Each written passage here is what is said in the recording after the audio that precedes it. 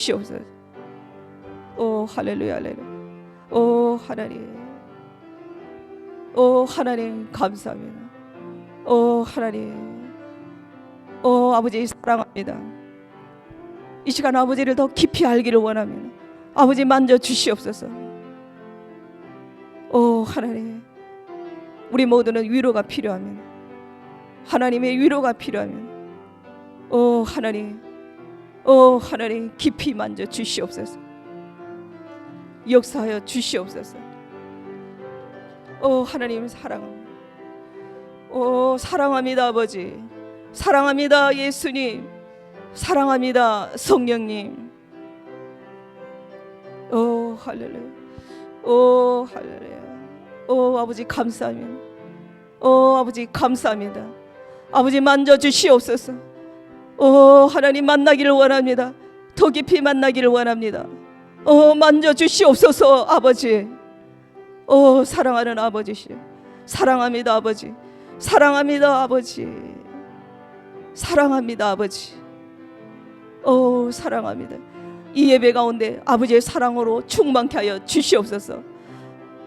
오 주여.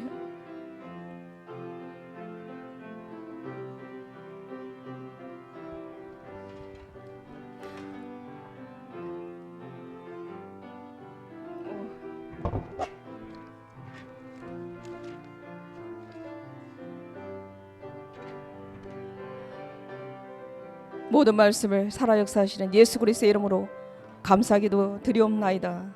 아멘.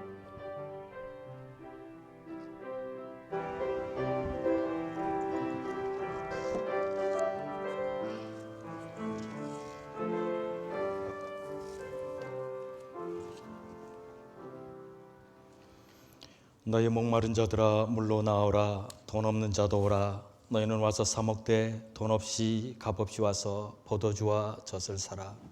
너희가 어찌하여 양식 아닌 것을 위하여 은을 달아주며 배부르게 못할 것을 위하여 수고하느냐.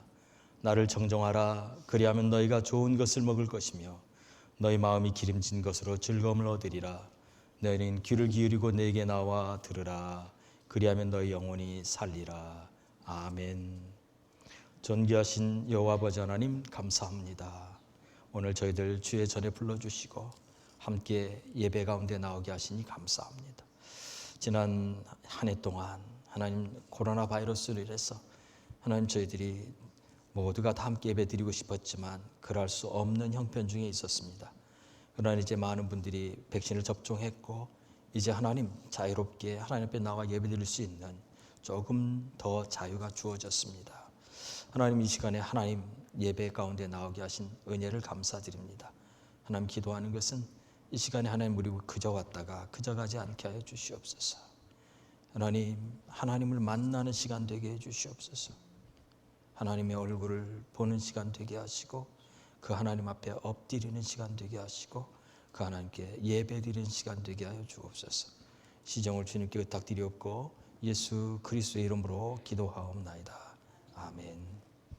다 같이 일어나셔서 찬송가 28장 찬송 부르십니다. 찬송가 28장 고개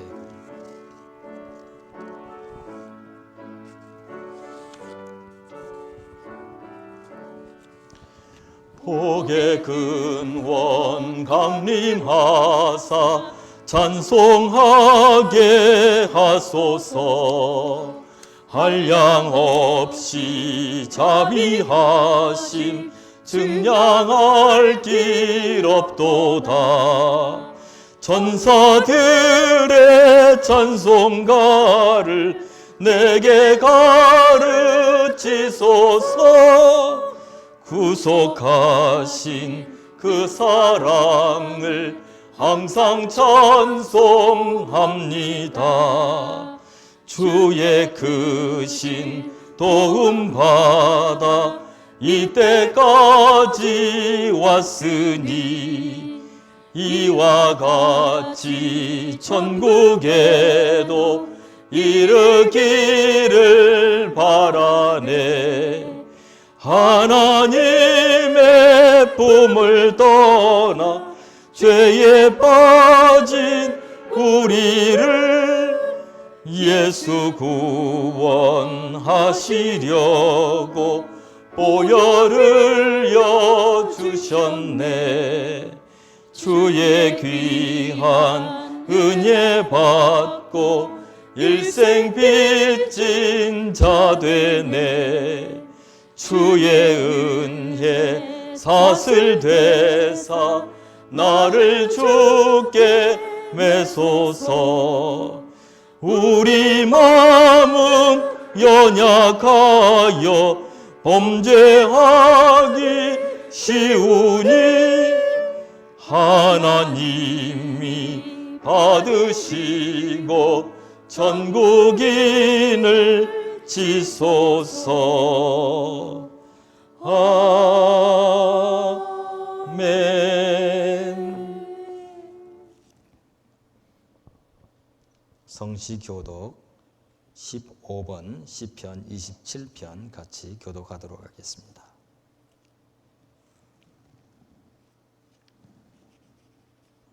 여호와는 나의 빛이요 나의 구원이시니 내가 누구를 두려워하리요.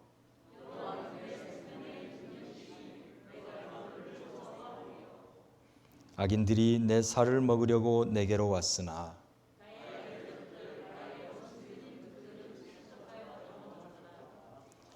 군대가 나를 대적하여 진칠지라도 내 마음이 두렵지 아니하며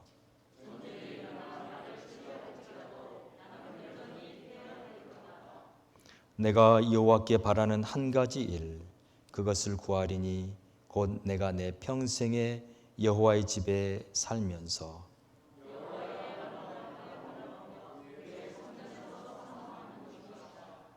여호와께서 환난 날에 나를 그의 초막 속에 비밀히 지키시고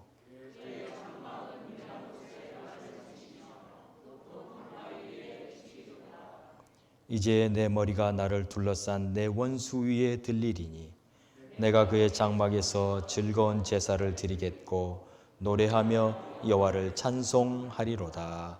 아멘. 우리 다 같이 사도신경으로 우리의 신앙을 고백하겠습니다.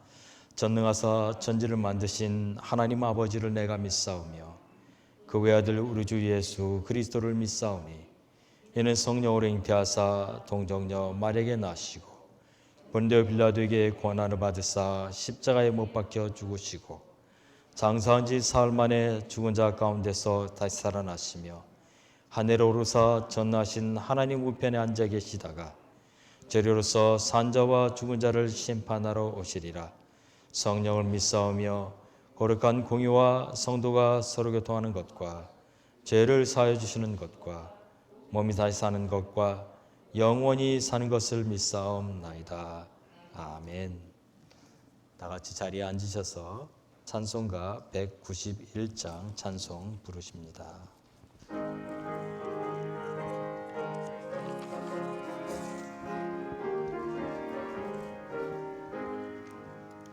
내가 매일 기쁘게 순례의 길 행함은 주의 팔이 나를 안보함이요.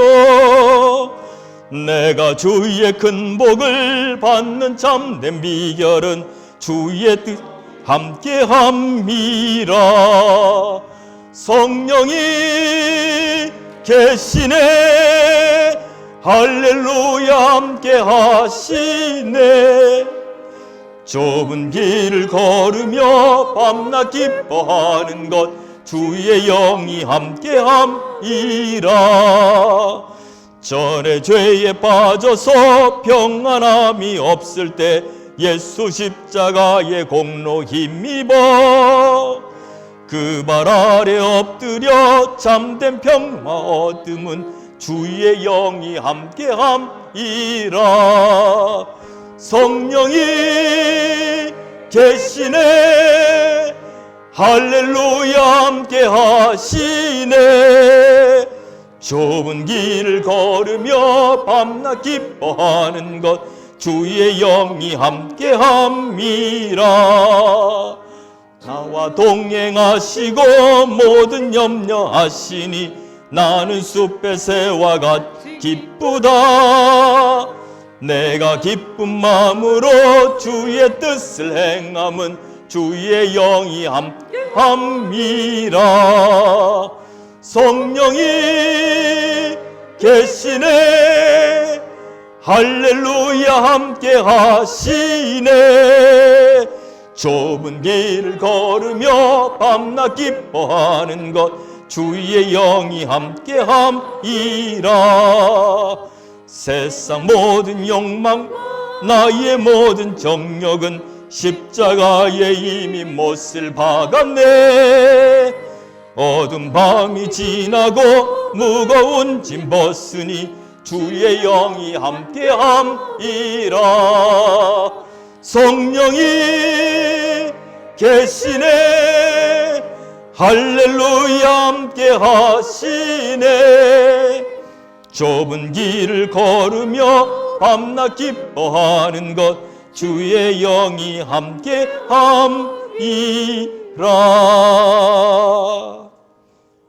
이 시간 우리 다 같이 함께 기도하겠습니다. 오늘 예배 가운데 주의 성령으로 충만케 해달라고 같이 기도합시다.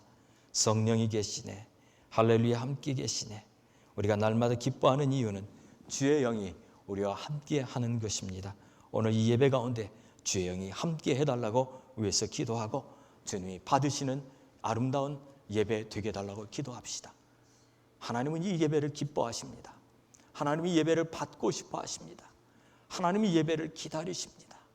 우리의 마음이 하나님을 향하여 온전히 열려지고 하나님을 찬양하는 귀한 예배 되게 해달라고 이 시간 우리 한 사람 한 사람에게 주의 영으로 충만케 해달라고, 주의 성령으로 충만케 해달라고, 예배 가운데 임해달라고, 또한 말씀을 통해서 하나님 우리로 깨닫게 해달라고, 또 이 예배 속에서 우리의 영이 새롭게 되고 회복되어지는 역사가 있게 해달라고, 우리 이 예배를 위해서 한 합심으로 기도하겠습니다. 할렐루야. 살아계신 아버지 감사합니다. 오늘 이곳에 주의 영으로 임하여 주시옵소서. 주의 영으로 임하여 주시옵소서. 하나님, 주의 영이 우리와 함께 하심으로 우리가 기뻐하고 즐거워하고, 주의 영이 우리와 함께 하심으로 하나님 예배 가운데 주의 영이 함께 하심으로 주 앞에 나아갑니다. 하나님 이 시간에 주의 영으로 우리 가운데 임하여 주시옵소서. 하나님의 성령으로 충만케 하여 주시옵소서.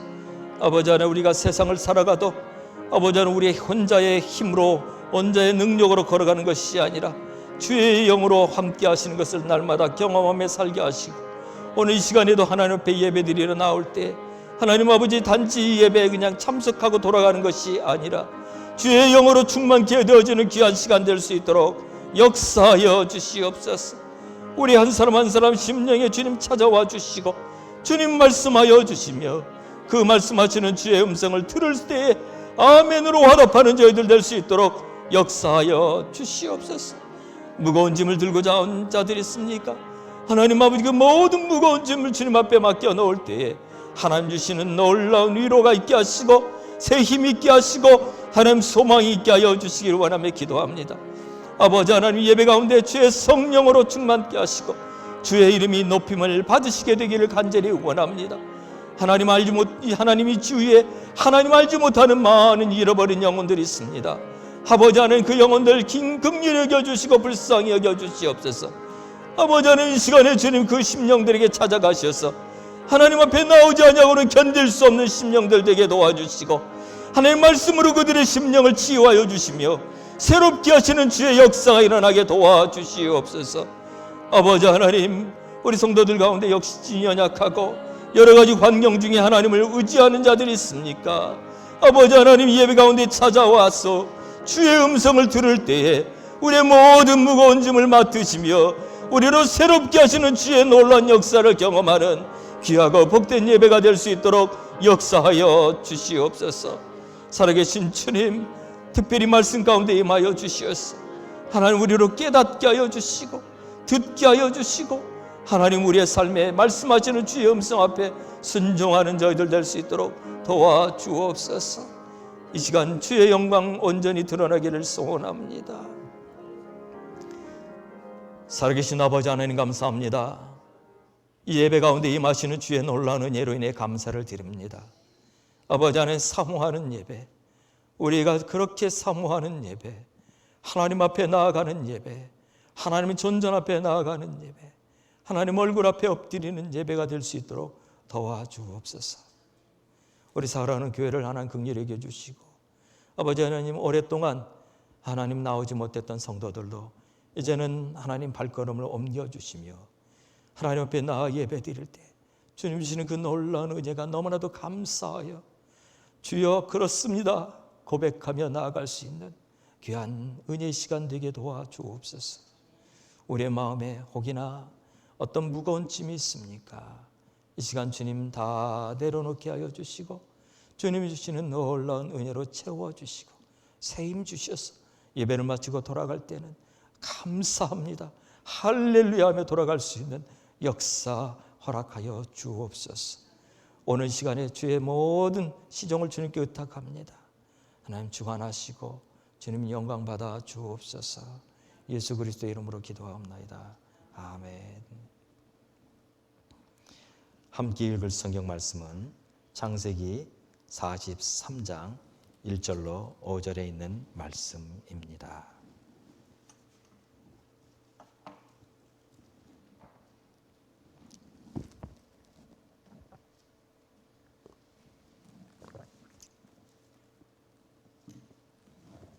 같이 읽겠습니다. 창세기 43장 1절로 5절입니다. 그 땅에 기근이 심하고 그들이 애굽에서 가져온 곡식을 다 먹음에 그 아버지가 그들에게 이르되 다시 가서 우리를 위하여 양식을 조금 사오라.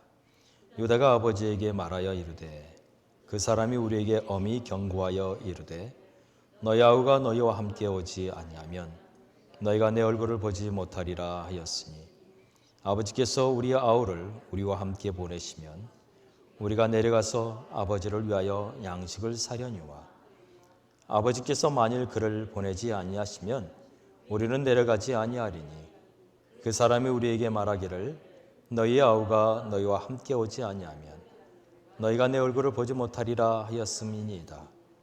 아멘.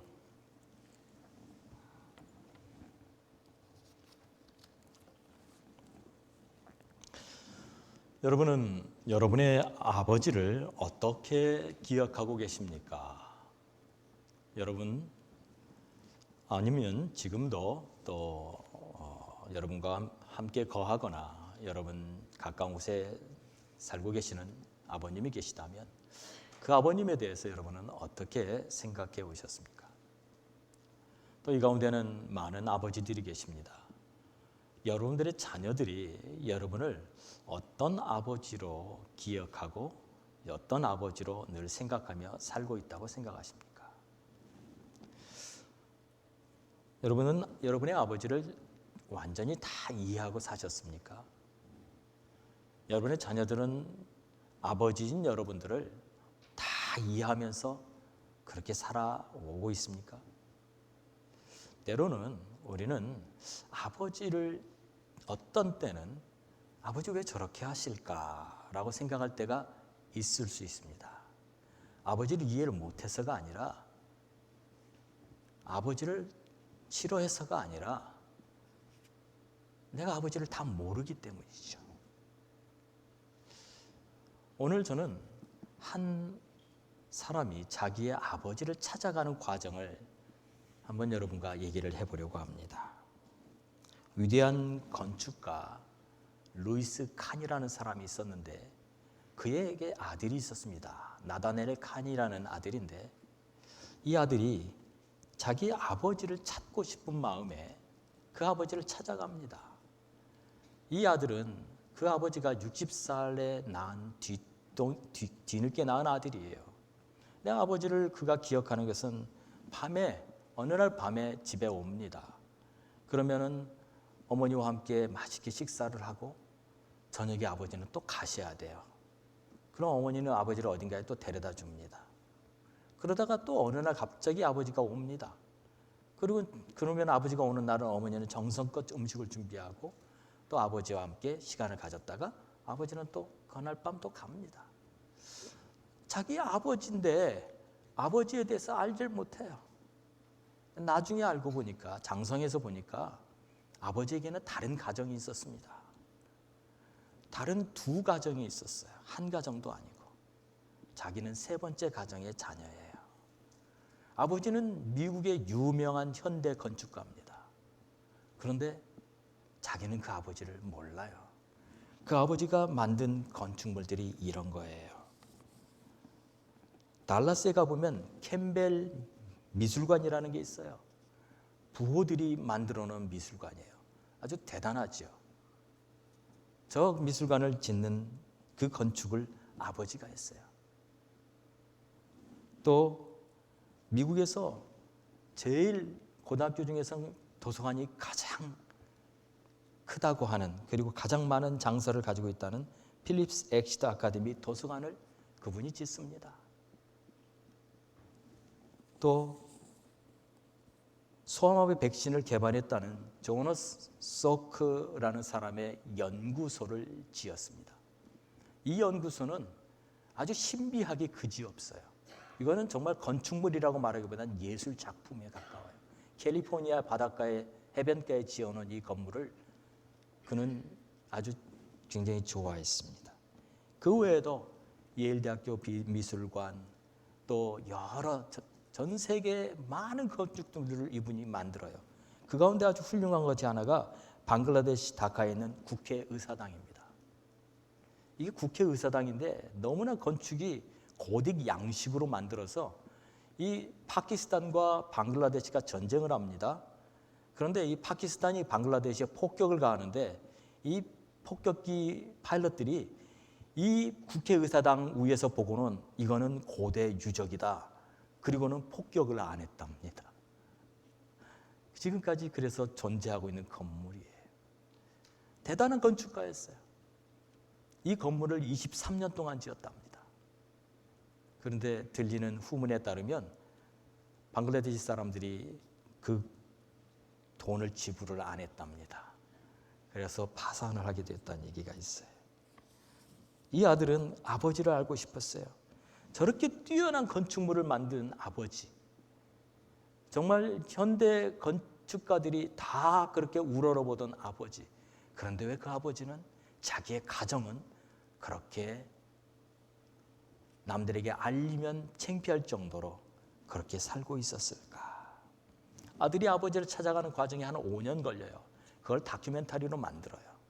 그것이 나의 아버지 루이스 칸이라고 하는 영화입니다. 아버지가 건축물을 짓는 그 지은 건축물들을 찾아갑니다. 그리고 아버지와 함께 일했던 사람들을 다 만나봐요. 우리 아버지는 누굽니까? 우리 아버지는 어떤 분이었습니까? 그러면서 자기 아버지를 찾아가는 과정을 영화로 만든 것이죠. 그런데 결국에 그가 깨달은 것은 아버지는 훌륭한 건축가였지만 그러나 나약한 한 명의 인간이었다는 거예요. 그는 결론적으로 이 영화를 통해서 한 사람을 이해하기 위해서는 그 사람이 가지고 있는 어떤 드러난 모습을 이해한다고 해서 그 사람을 이해할 수 있는 것이 아니라는 거예요. 한 사람을 이해한다는 것은 그 사람에 대한 나의 애정이 들어가야 그때 비로소 이해할 수 있게 된다는 거예요. 내가 그 사람을 사랑하겠다고 결단하면 그 사람이 이해가 돼요. 내가 그 사람에 대해서 계속해서 알고 싶다. 그 사람을 정말 이해하고 싶다. 그 사람을 내가 사랑한다는 그런 애정을 갖게 되면 이해가 되는데 그것이 없으면 아무리 많은 걸 가져다 놔도 절대로 이해하지 못한다는 것이 이 아들의 결론입니다. 그는 아버지를 이해하기로 결단합니다. 아버지를 사랑하기로 결단합니다. 그러자 아버지가 이해가 되기 시작을 해요.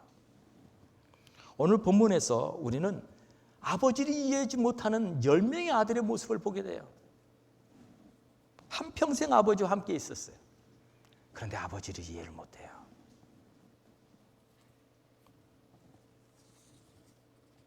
아버지의 나이가 무려 130세입니다. 그러면 그 아들들은 얼마나 나이가 들었을까요? 아버지 야곱은요, 나중에 요셉을 만날 때 그 바로 앞에서 내 나이가 130, 나그네 세월이 130이라고 말해요. 그런데 그렇다면 아들들은 얼마나 나이가 들었어요? 한번 보세요. 아버지 야곱이 바단 아람으로 갈 때 그때 나이가 최소 40은 넘었어요. 왜냐하면 그와 쌍둥이였던 에서가 이방 여인들과 결혼하자 아버지 어머니가 그걸 싫어했다고 그래요. 그래서 결국에는 야곱은 바단 아람으로 가게 되죠. 그러니까 최소 40은 넘었던 거죠. 자, 그곳에 가서 7년 일하고 결혼합니다. 또 14년 동안 또 열심히 일합니다. 결국에 그가 돌아올 때 그는 20년이 지났다고 그래요. 근데 제가 그 아들들의 나이를 계산하려고 이렇게 보니까 너무나 변수가 많아요. 도대체 언제, 어느 곳에서 얼마나 시간을 보냈는지 알 수 없어요. 결국에 제가 추정하는 것은 아마도 그 아들들이 나이가 많으면 한 70세 전후, 적어도 50세 전후는 될 거라는 생각을 하게 됩니다. 특별히 넷째 아들인 유다가 자기 며느리를 통해서 아들 낳지 않아요? 그걸 보면 이미 3대가 존재하는 거예요. 이게 최소 5, 60대는 되지 않았을까라는 게 생각이 듭니다. 그렇다면 나이가 든다는 것은 어떤 뜻이에요? 자식들의 나이가 들어요. 아버지도 나이가 들지만 자식들도 나이가 들어요. 그 말은 무슨 말이에요? 여러분, 나이가 든다는 것은 인생의 경륜이 쌓인다는 거죠. 이런 글이 있어서 한번 여러분에게 들려줍니다. 나이 들어 좋은 점이라는 글이 있어요. 나이 들어 좋은 점. 사람은 나이를 먹으면 여유를 가지게 되고 너그러워진다. 모진 세월을 살아온 지혜일 수도 있다. 그래서 나이가 들면서 사람이 신중해지고 부드러워진다. 젊어서는 가지기 어려운 미덕일 것이다. 이런 어떤 면에서는 성숙해지는 것이기도 하다. 욕심이 현저히 줄어드는 것을 느낄 수 있다. 욕심이 줄어들면 눈이 열리고 그동안 안 보이던 것들이 보이기 시작한다. 정말 신기한 일이다. 노인이 받는 큰 선물이 아닐 수 없다. 차원이 다른 세계가 열리는 것이다. 사람은 나이를 먹으면 집착에서 해방된다. 그 무엇인가 집착하지 않은 인간은 없다. 그런데 나이를 먹으면 이 집착에서 크게 해방될 수 있다. 그건 욕심이 줄어드는 것과도 깊은 관계가 있을 것이다. 집착을 버리면 훨씬 여유로워진다. 나이 들어 좋은 점이라는 좋은 글이었어요. 여러분, 지금 이 야곱의 아들들이 나이가 들었어요. 그 얘기는 그건 뭘 말하느냐면 변화가 일어날 수 있다는 거예요. 이전에는 변화가 일어날 수 없었습니다. 그러나 나이가 들었기 때문에, 인생의 경륜이 쌓였기 때문에, 너그러워지기 때문에, 집착이 없어지기 때문에 그들의 변화될 수 있다는 거예요. 지난 2주 전, 부활절 전에 제가 이 말씀을 드렸었습니다. 9명의 형제들이, 10명의 형제들이죠. 애굽에 갔어요. 그리고 곡식을 가지고 돌아왔어요. 그런데 한 명은 돌아오지 못했어요. 누굽니까? 시므온이죠. 시므온은 애굽에 남고 9명의 형제들이 곡식을 가지고 돌아왔죠. 그런데 시간이 또 흘렀습니다. 가지고 왔던 곡식은 다 이제 떨어졌어요. 이제 또다시 양식을 염려해야 되는 시간이 돌아왔습니다. 오늘 본문 1절에 보면 그 땅에 기근이 심하고 라고 말해요. 기근은 점점 심해지고 있어요. 그런데 이번에도 제일 먼저 곡식을 사러 가야 한다고 말한 사람은 바로 아버지 야곱이었어요. 여러분 42장에서도 그러지 않았어요? 너희들 뭐 하고 있느냐? 라고 말했던 사람 바로 아버지 야곱이었어요. 2절을 보세요. 그들이 애굽에서 가져온 곡식을 다 먹음에 그 아버지가 그들에게 이르되 다시 가서 우리를 위하여 양식을 조금 사오라 라고 말해요. 여러분 왜 아들들은 이번에도 역시 아무 말을 하지 않아요? 나이가 지금 제가 말씀드렸죠. 적어도 50대 아니면 70대에 인생에 살 만큼 살았던 경륜 있는 사람들이에요. 그냥 평범한 젊은 아들이 아니에요. 그런데 왜 곡식이 다 떨어져 가는데도 아무도 곡식을 사러 가자는 얘기를 못하는 거냔 말이에요. 왜냐하면 조건이 하나 있기 때문이에요. 베냐민을 데리고 가야 된다는 것입니다. 그것이 애굽 총리가 한 명령이었어요. 그러자 유다가 아버지에게 얘기하죠. 3절입니다. 그 사람이 우리에게 엄히 경고하여 이르되 너희 아우가 너희와 함께 오지 아니하면 너희가 내 얼굴을 보지 못하리라 라고 말을 합니다. 여러분, 유다 위에 3명의 형이 있었어요. 르벤, 시므온, 리바이. 그런데 아무도 얘기를 못해요. 결국에 넷째인 유다가 얘기를 해요.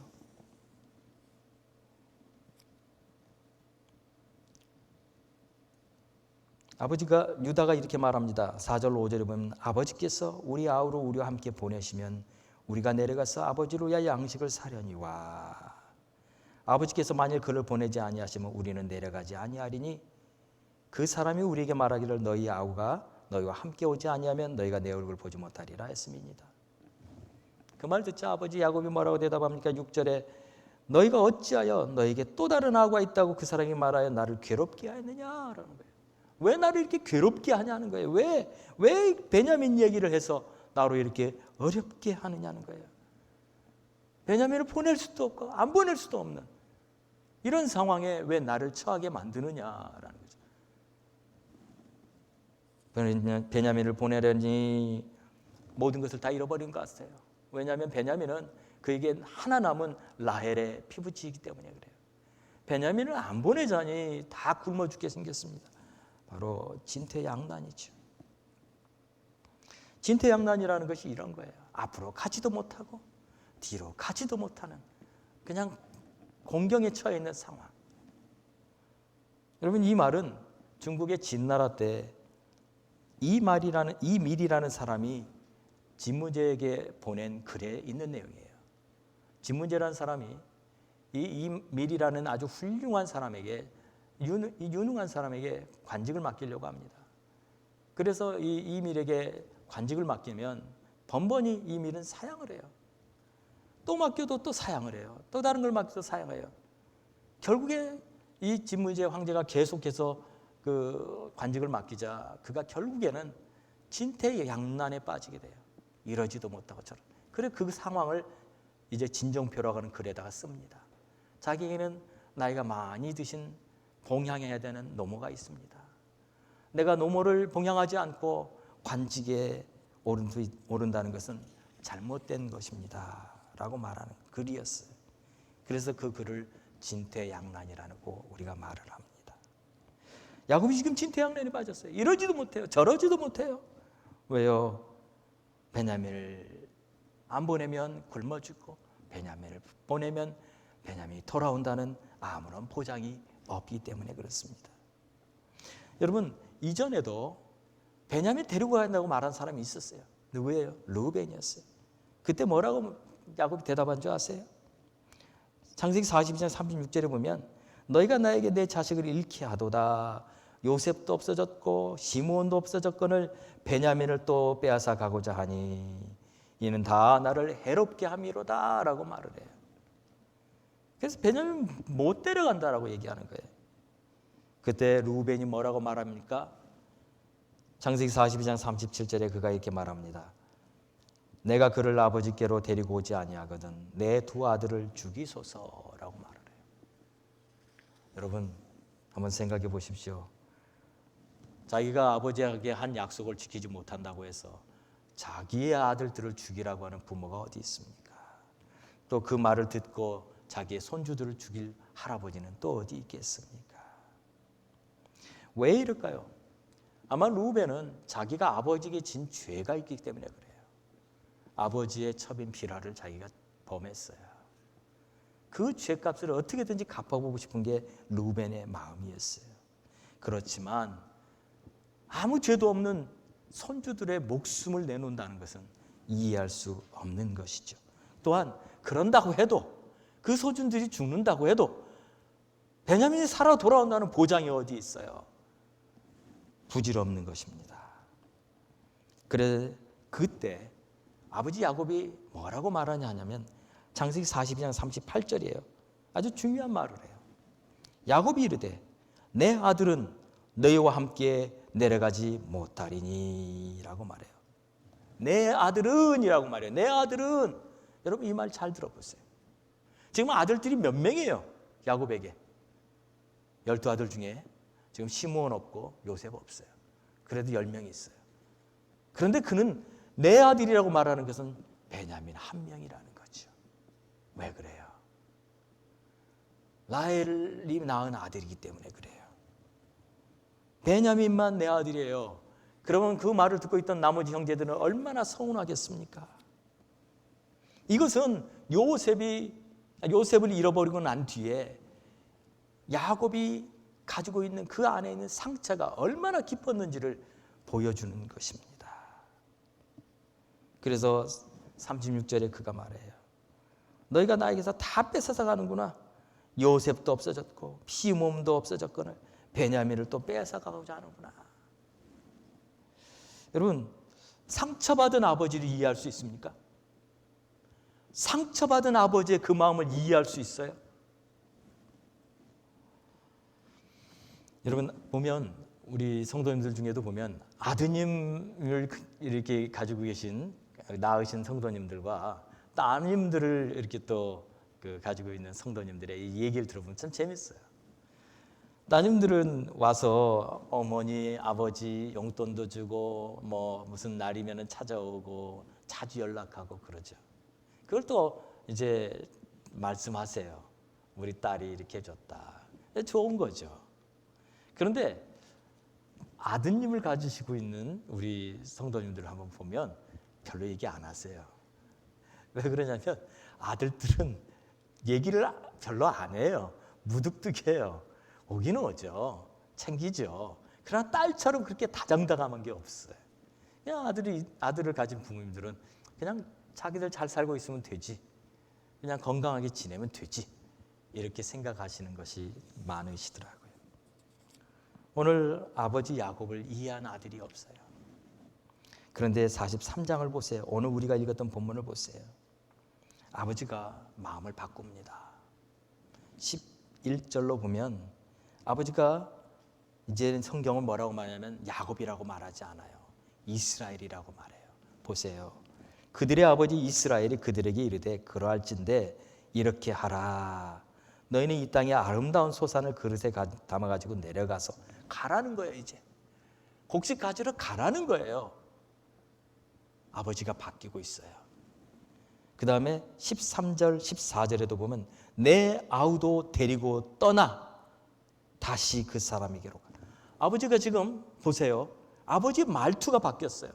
내 아우를 데리고 가라라 그러는 거예요. 어떤 일이 벌어진 겁니까? 무슨 변화가 온 겁니까? 그렇게 베냐민 안 된다고 말하던 그 아버지가 어떻게 해서 바뀌었냐는 거예요. 그런데 거기에는 중요한 한 가지 우리가 알아야 될 것이 있습니다. 그것은 창세기 43장 4절에 나오는 말이에요. 우리 창세기 43장 4절 다 같이 한 목소리로 읽어보겠습니다. 시작.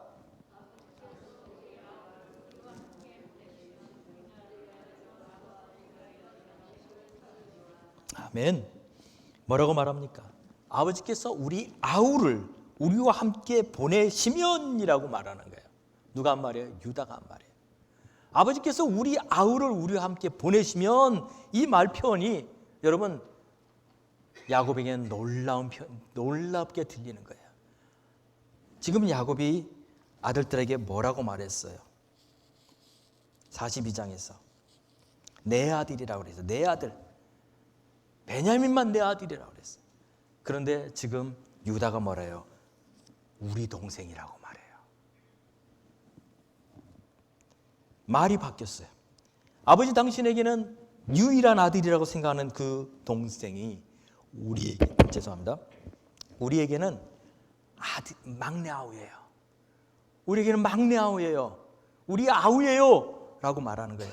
우리에게도 소중한 동생입니다 라고 말하는 거예요. 이 말을 듣는 야곱의 마음이 드디어 녹아내리기 시작해요. 아버지는 이 10아들을 믿지 못했어요.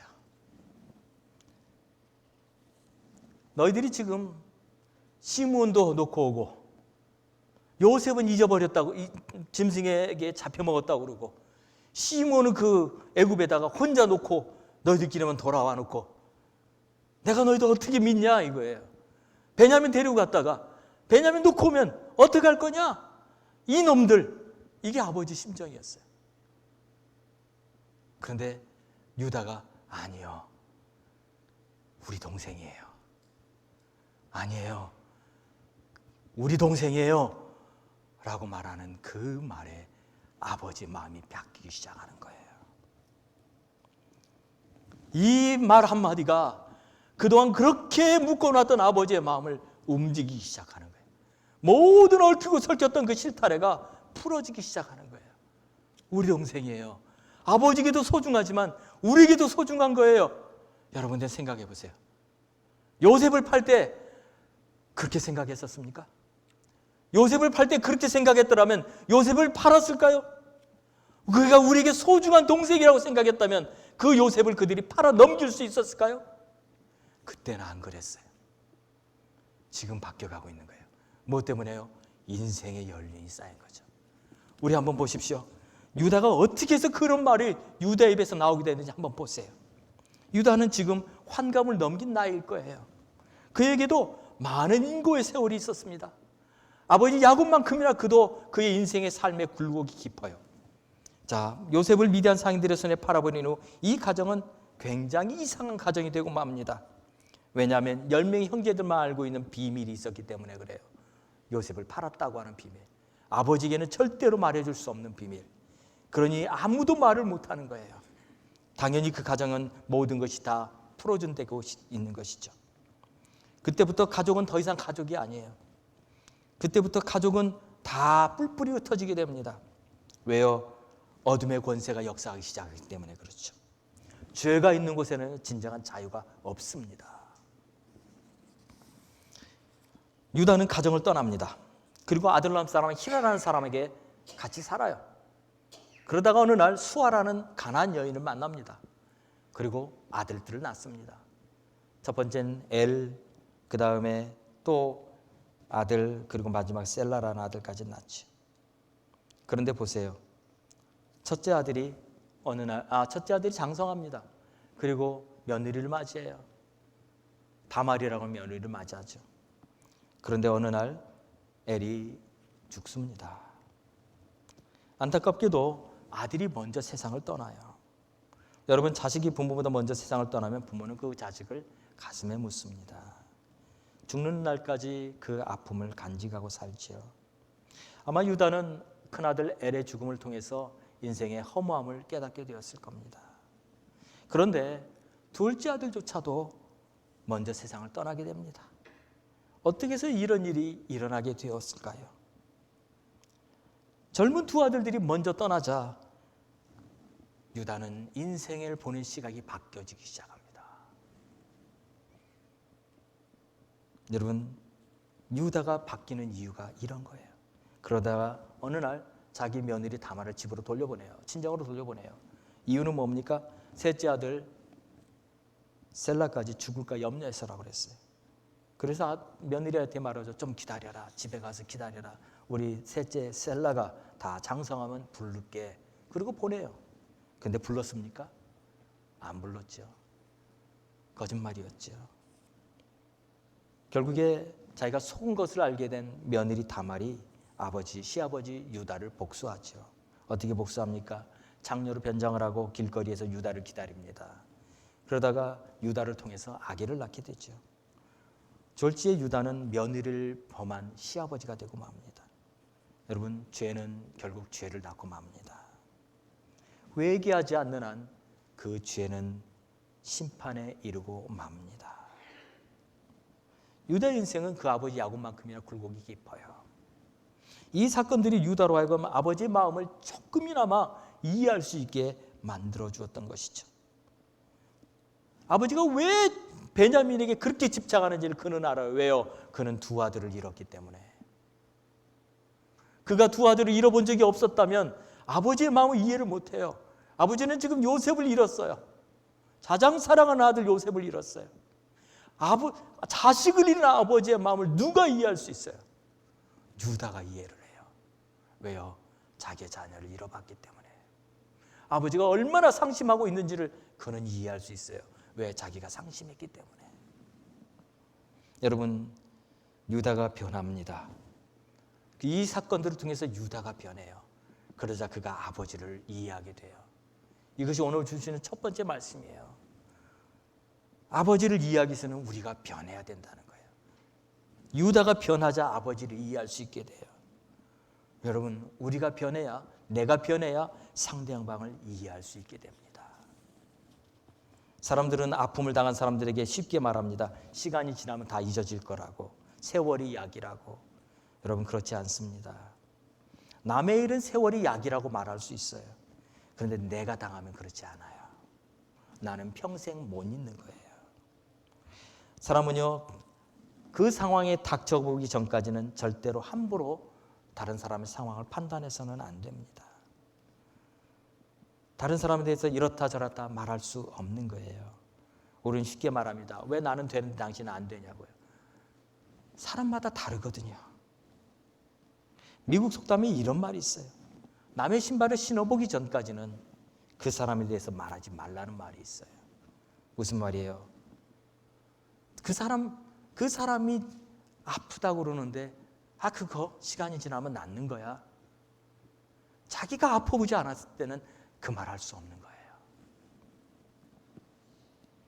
두 번째 주시는 메시지는요, 자기 헌신이 있는 곳에 승리가 있다는 거예요.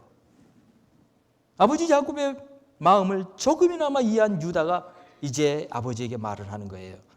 창세기 43장 8절에 저 아이를 나와 함께 보내시면 우리가 곧 가리니 그러면 우리와 아버지와 우리 어린 아이들이 다 살고 죽지 아니하리이다. 아버지를 설득해요. 그런데 그보다 더 중요한 말이 있어요. 바로 9절에 있는 말씀입니다. 우리 9절에 있는 말씀도 다 같이 한 목소리로 읽도록 하겠습니다. 시작.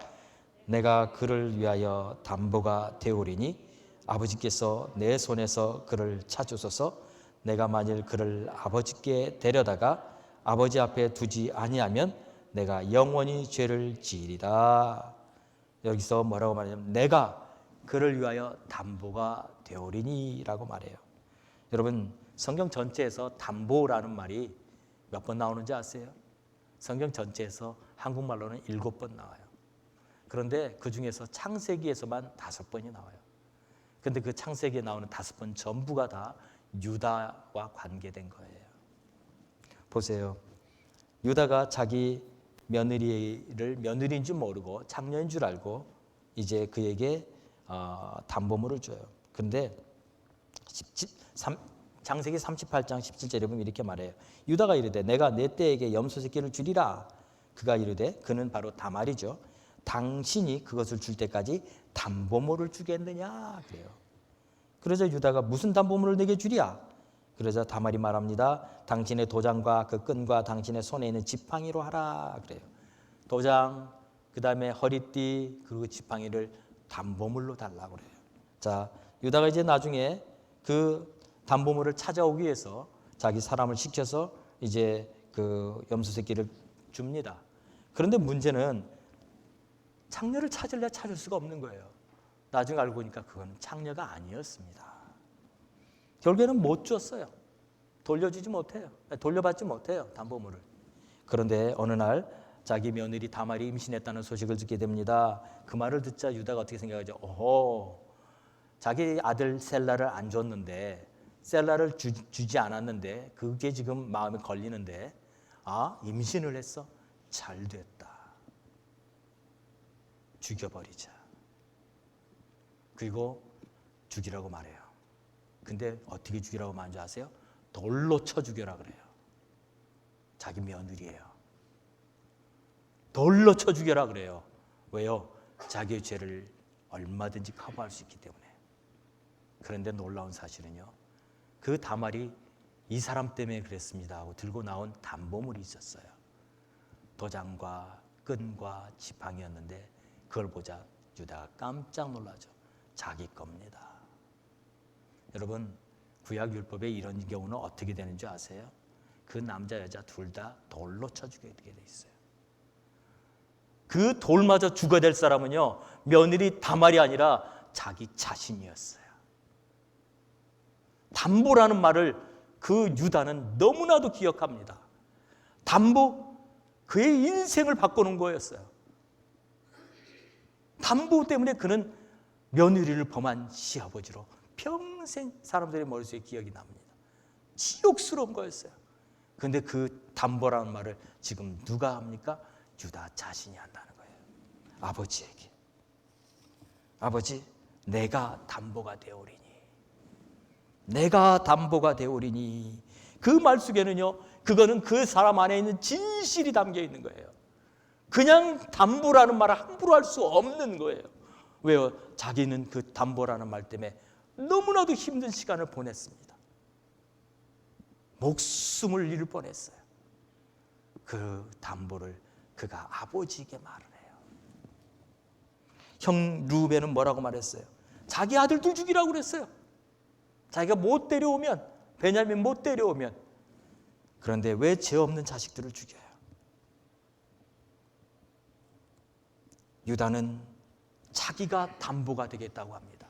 유다에게도 아들들이 있었습니다. 그런데 유다는 자기의 아들들을 담보로 내놓지 않았어요. 자기가 담보가 돼요. 사랑하는 성도 여러분, 자기가 자신을 내려놓는 헌신이 있는 곳에 진정한 승리가 있습니다.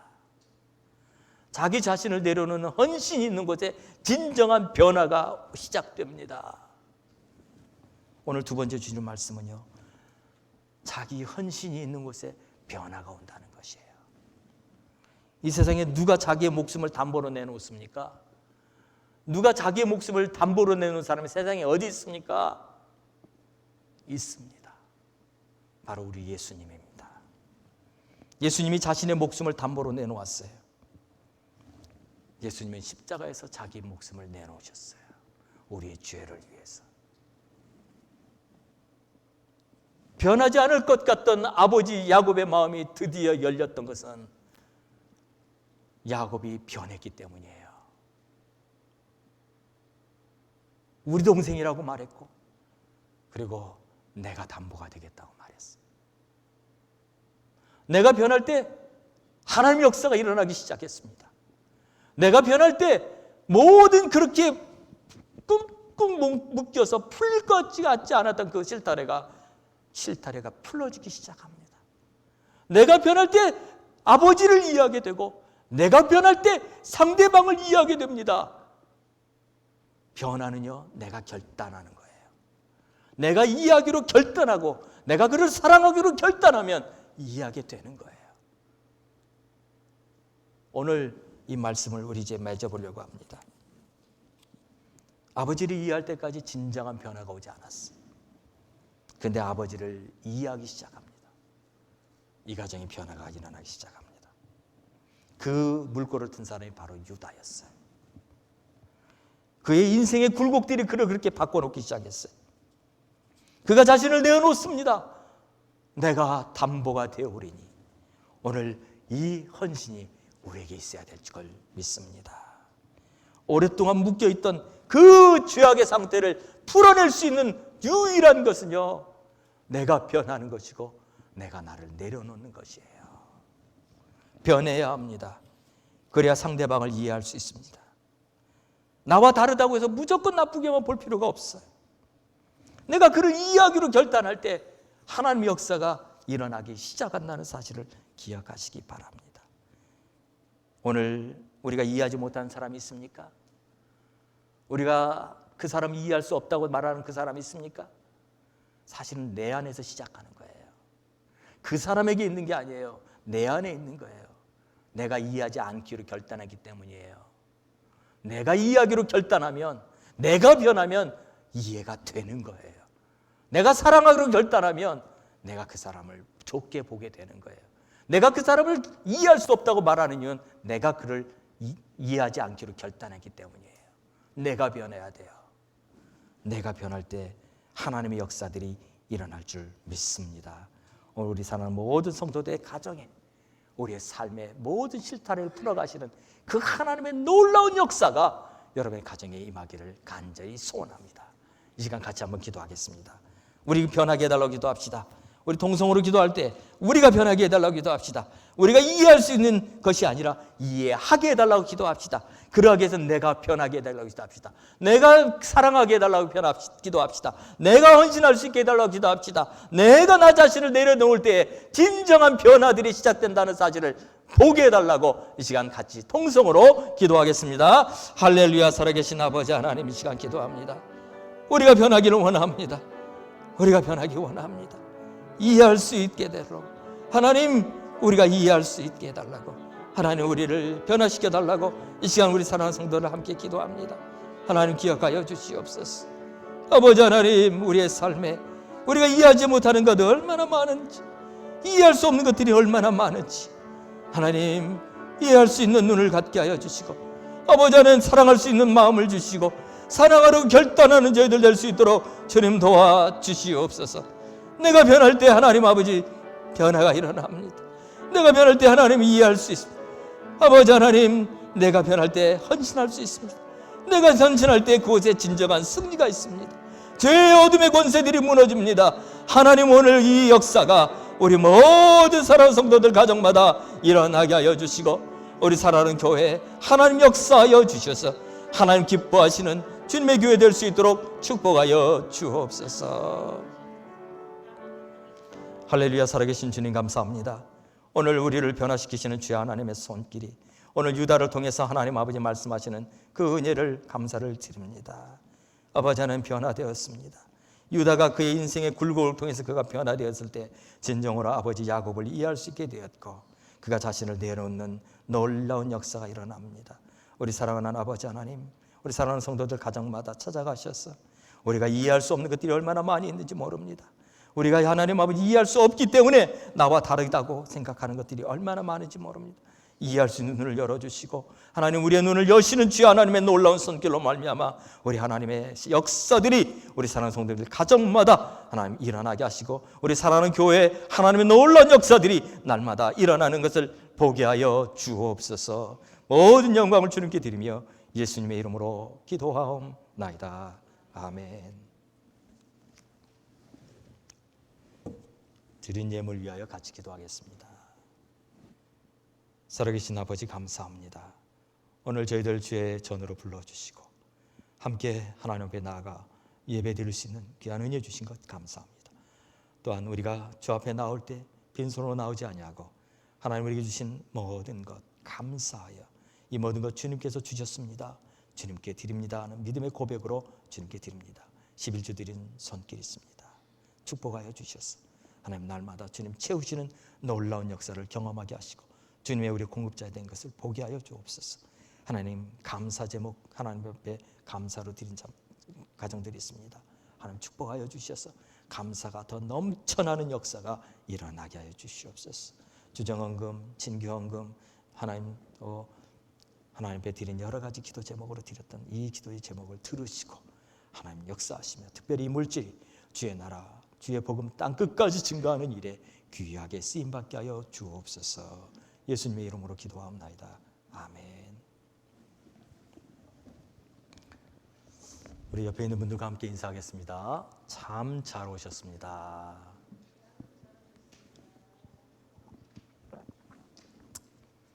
우리 이정수 집사님 한 1년 그 코로나 바이러스 때문에 못 오셨는데 오늘 이렇게 딱 오셔서 반갑습니다. 잘 오셨어요. 우리 박수 한번 환영하겠습니다.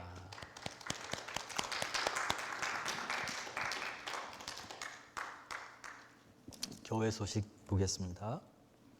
수요 아침 기도회가 계속 진행되고 있습니다. 지금 10시 반에 아침 기도회로 모입니다. 함께 모여서 나라와 교회의 가정을 위해서 기도할 수 있기 바랍니다. 새벽 기도회가 대면과 비대면으로 계속해서 진행되고 있습니다. 그래서 비대면은 그 화요일, 목요일, 금요일 날, 그리고 수요일과 토요일은 대면으로, 그리고 비대면과 대면은 항상 이곳에서 진행되고 있습니다. 시간은 여러분 참고하시기 바랍니다. 전도대장자 아래층에 계속해서 우리가 확인하고 있습니다. 그래서 이 전도대장자가 이제 다 확인이 되면 우리가 이제 여기 그 준비한 대로 저희가 그 전도지도 보내고 또 교회에 모셔서 함께 식사도 하고 이런 그 프로그램들을 우리가 생각하고 있습니다. 그래서 여러분들이 아시는 대로 그렇게 적어주시면 감사하겠습니다. 한 가지 안타까운 소식을 전합니다. 우리 교회에 제가 기억하기로는 제가 부임하고 난 뒤부터는 온 적은 없으시고요. 우리 김윤택 집사님께서 지난 화요일 아침에 소천하셨습니다. 그래서 이제 우리 김전원 권사님하고 통화를 해보니까 아마 노대중 목사님 계셨을 때 오셨었다고 그렇게 얘기를 하시더라고요. 그래서 여러분들은 잘 아실 겁니다. 그래서 위로해 주십시오. 그런데 이제 유족들이 연락이 왔어요. 그냥 가족장으로 치르고 싶다고. 그래서 교회에서는 오지 말아달라고 연락이 왔습니다. 그래서 여러분에게 그냥 위에서 기도해 주시기를 바랍니다. 큐티 교재가 4호로가 준비되어 있습니다. 구입을 원하시는 분은 앞에서 구입하시면 되겠습니다. 우리 다 같이 일어나셔서 표 제창 같이 하겠습니다.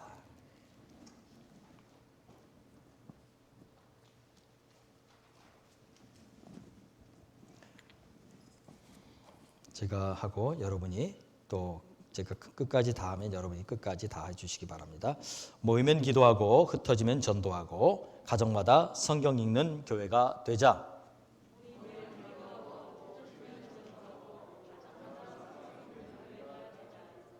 예, 다 같이 찬송가 301장 찬송 부르십시다.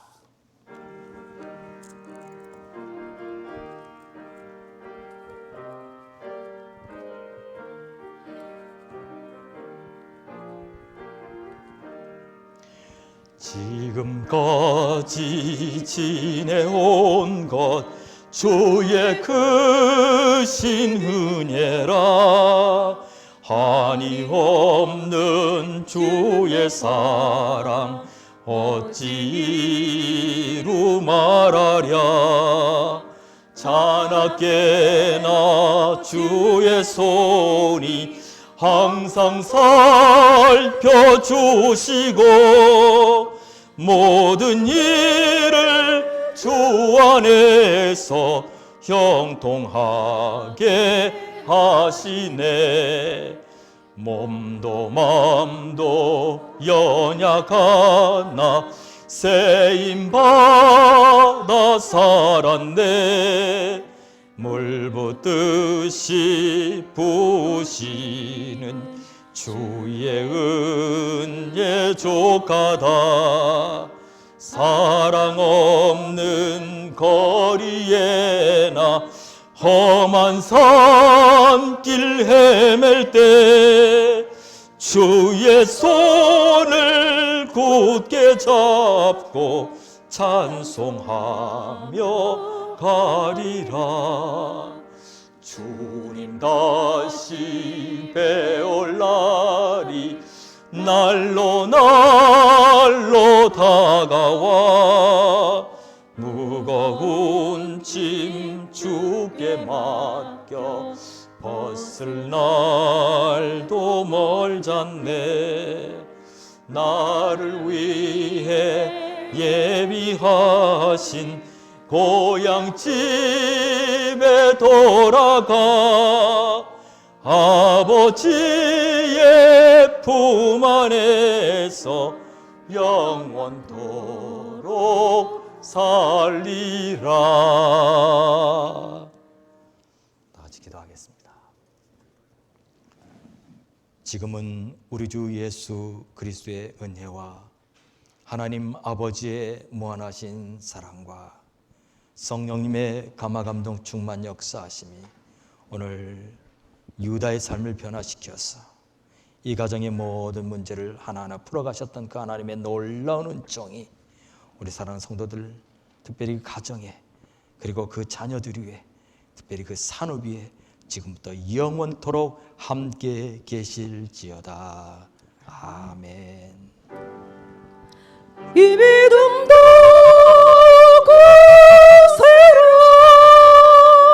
주가 지켜주신다.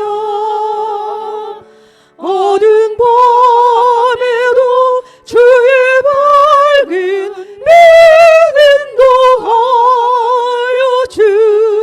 싱